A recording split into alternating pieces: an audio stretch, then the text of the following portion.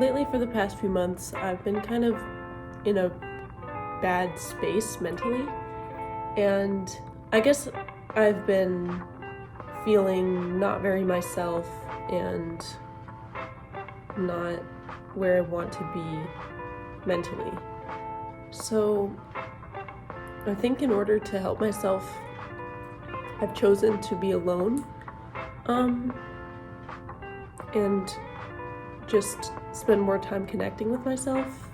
In order to do that, I kind of have to detach from other things in my life that are kind of pulling me away from truly feeling into my own being. That's always been the most healing part of my journey, is just trying to nurture and heal myself as much as I can and making decisions that put my feelings first and all that, because I feel like my life, I don't want to be like talking too largely right now, but just as an individual, I don't really know who I am yet fully, and I think I'm just still learning, and I've been through a lot, so it's understandable that it will be a little bit hard for me to figure that out. But every time I feel like I'm prepared to do something that is kind of forming of my personality, I get a little bit afraid, because I don't know if that's me or not. I don't know if that should be part of my journey or not. Like I said, like putting myself first in every situation has always made me feel like I'm doing things more right. So if you're in a similar situation, if you don't feel like you're fully filling up your cup, then you're gonna find yourself not able to fill up anybody else's cup. Because I heard something on TikTok, actually my sister sent it to me, but it was like this guy saying, I think I'll insert it because he deserves the recognition. So I had this big kind of epiphany this week, right? I had a friend of mine who encouraged me to take some love songs that I enjoy and that I've always kind of, tied to pleasant memories and pleasant others, usually often, right? Like I've been kind of a serially partnered person in my life. And so all these songs kind of get assigned and associated with different memories and different, longings and yearnings for different people. Well, taking these love songs and actually starting to sing them as if they were just to myself and for myself has been a complete mind alterer. I mean, I wept earlier this week listening to one of my favorite songs of all time that I've shared with a lot of really beautiful people in my life, but ultimately it's so beautiful to me because it means a lot to me.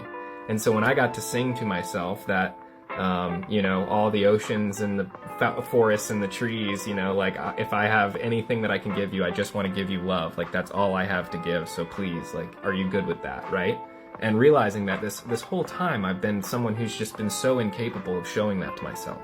I've thought that as long as I love all these other people, they'll love me back. And in the reality, that's the complete opposite of it. That is codependency. That is ultimately understanding that, you would neglect yourself, forgo your own existence, forgo your own desires and your true will, only to pour it out in the direction of all these other people. And instead of, like the other kind of analogy for it, right, is imagining you have this cup inside of you, right? You have this cup that you can fill. You're capable of filling this cup. You can do things that are self-loving. They bring you joy. They really align with your desires and who you are. And when you do those things, your cup begins to fill. Now, if someone next to you, let's say, has a really empty cup, you never should take your cup and start to tip it over and pour your water out. The way that you actually share yourself and love others is loving yourself so much that your cup overflows. And so when your cup starts to overflow, you can fill all the cups that are around you effectively and efficiently. But if you're just choosing to tip your cup in different directions of people, you're ultimately going to end up with, less than 100% of your cup full. And we don't love well when our cup's not 100% full. Like, honestly, like you don't love the right way, and you're ultimately kind of failing to love effectively when we take our cup and we tip it over in that regard. And so that's really the work that's been going on in my world this week, and I'm hoping that that's an inspiration to you and what's going on in your world is in what ways can you be prioritizing filling your own cup, and in what ways can you be reframing all the relationships that are around you and that you find surrounding you, so that you're not the one who's having to constantly play tip over in the middle, and instead you are just simply an overflowing fountain. You are in abundance, and you are the love that you seek to find in the world, right? Like, ultimately, the thing that you're so chasing, the person you want to have love you back is just fucking you. You just need to love you back. That's what it is. It's you loving yourself, and then that overflow being what fills everyone up. But that concept of filling up your cup before you fill up somebody else's, you know, letting it overflow with love, is so much more realistic and easy to understand. I think it's a really easy concept to understand. Like, if I give myself love, if I let it cultivate itself in me, then it's so much easier for me to give to other people. I think I'll have that energy, I'll have that capability, and I've kind of neglected that in the past few months, and I've forgotten, I guess, that I matter. And I do, and so do you. So just never forget those things, or at least try not to. And I think if you live in the moment and you breathe into everything and you're mindful, it's a lot easier to remember what's important. My little message for the day.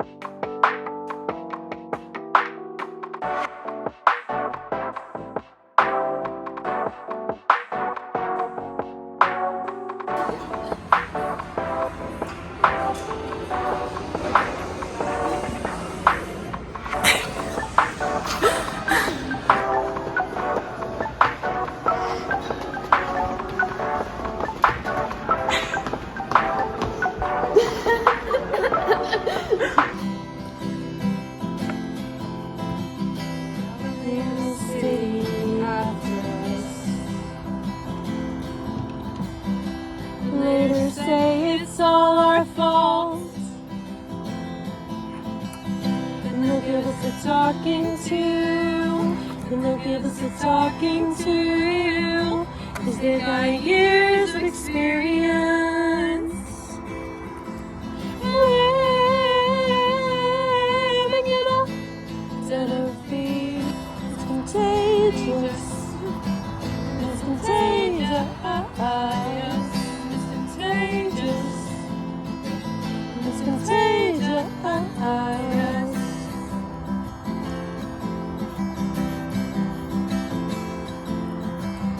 We wear our scars just like the news. Not 'cause we want eternal sleep, and though our hearts are slightly used, you want to say labor you can't keep.